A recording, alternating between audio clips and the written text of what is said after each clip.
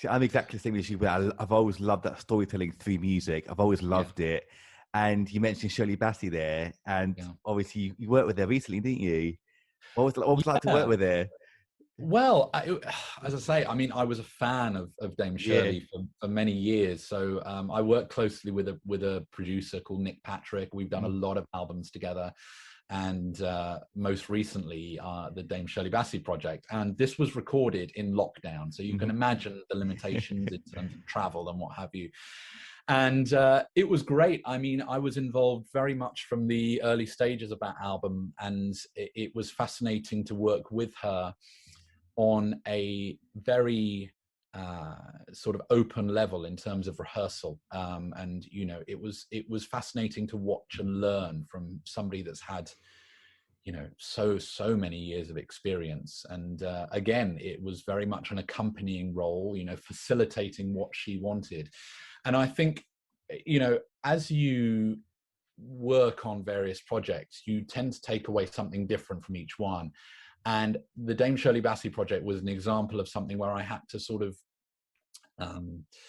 collate all my experiences from anything else that I'd done in the past and put them all into one project, because as well as accompanying, as well as sort of understanding the artist, you're also very much reading them as a person. It's very much a sort of relationship of second guessing what's going to happen next, you know. So you'll be playing something, you know, you can hear maybe it's a tone too low. In your mind, you're already thinking, right, in a moment, I could be, you know, we might have to transpose this up a tone, get ready, you know, and you can't be sort of waiting around in those situations. You've got to be, you know, on your game all the time.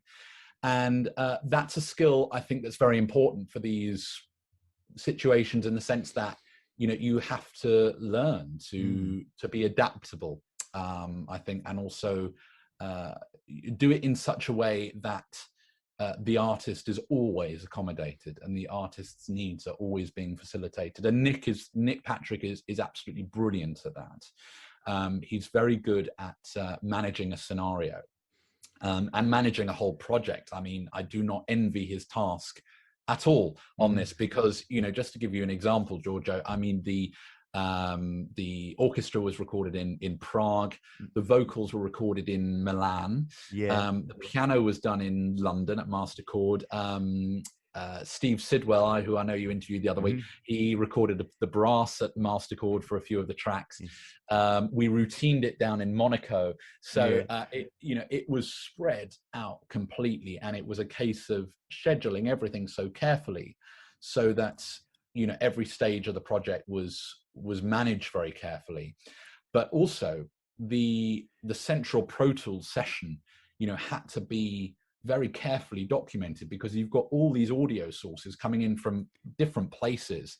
And I think, you know, it was very important for Nick and Pete Schweer, who engineered the sessions, to be aware of all those different audio sources that were coming in from different studios, from different artists. So, you know, I really take my hat off to Nick that sort of pieced the whole thing together. But it was a fascinating process. I mean, working with Dame Shirley was amazing. I learned so much from the days that we had.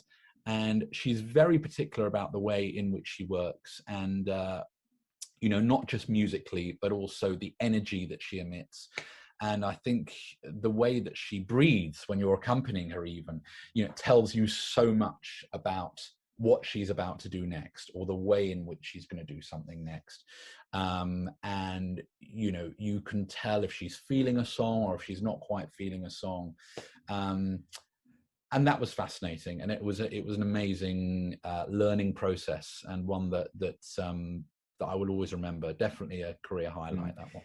Definitely, because when I was reading about how the process of the album actually worked, like you mentioned a minute ago about saying, for instance, the rehearsals took place in Monaco, recording sessions were split between London and Prague. I mean, and obviously vocals recorded in Italy. It just blew my mind about how the whole process came together. I mean, it must have been incredibly difficult. I mean, it's difficult anyway making an album, let alone all these different countries kind of combining to one.